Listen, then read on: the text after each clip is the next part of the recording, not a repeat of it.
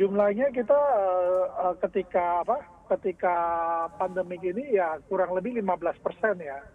Tapi kalau ditanya angkanya sekarang ini satu Indonesia khususnya e-commerce itu kurang lebih ada 3 juta pengiriman setiap harinya. Mhm. Pak, jadi kalau untuk 15% itu memang kenaikan lonjakannya ini selama pandemi atau memang setiap tahunnya Anda melihat trennya itu juga mengalami kenaikan, Pak?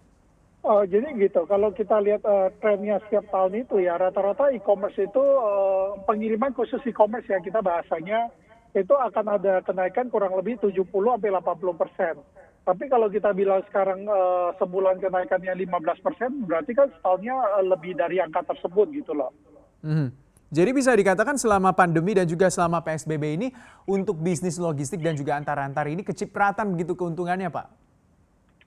Kalau kita bilang angka pengirimannya ya kecipratan meningkat, tapi kalau keuntungannya kita nggak bisa bilang seperti itu ya kan karena kita melihat bahwa ketika pandemi itu cost yang kita keluarin itu juga ekstra. Misalnya kita bilang terhadap tim kita harus sediain ekstra masker, ekstra misalnya hand sanitizer dan lain sebagainya yang ya itu otomatis meningkatkan cost pengiriman kita gitu loh.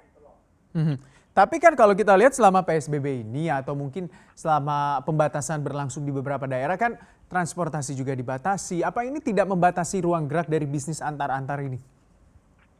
Jadi gitu, memang dari kebijakan pemerintah itu khususnya logistik itu sebenarnya kita diberikan kemudahan ya.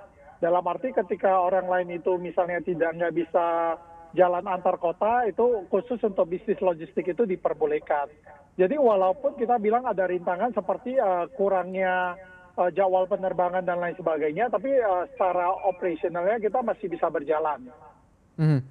Selama tarif operasionalnya juga masih bisa berjalan begitu ya Pak, Iya, iya, selama iya, PSBB ini. Tapi dengan benar. kos yang harus bertambah, apakah juga memberatkan begitu keuangan dari bisnis antar-antar, khususnya mungkin juga JNT Express ini? Anda melihatnya selama pandemi COVID-19 ini 2 kuartal ini seperti apa berjalannya?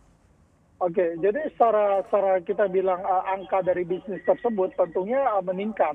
Tapi ya kembali lagi secara cost itu juga meningkat karena misalnya gitu, kalau jadwal pesawatnya sedikit artinya kan semua orang rebutan. Rebutan itu kan menyebabkan ada sedikit peningkatan juga di penerbangan ya. Jadi belakangan itu penerbangan juga yang seperti kita tahu juga meningkatkan tarif pengiriman gitu loh.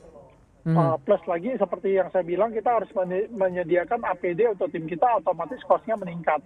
Tapi Mhm. ya kita juga harus gitu, kita juga salah satu komitmen kita juga kan kita juga membantu melakukan pengiriman sehingga misalnya penyaluran-penyaluran APD dan lain sebagainya itu juga bisa tersalurkan. Jadi di satu sisi kita melihat bahwa cost meningkat tapi di sisi lain juga merupakan kewajiban kita terhadap negara gitu loh, membantu Mhm. negara.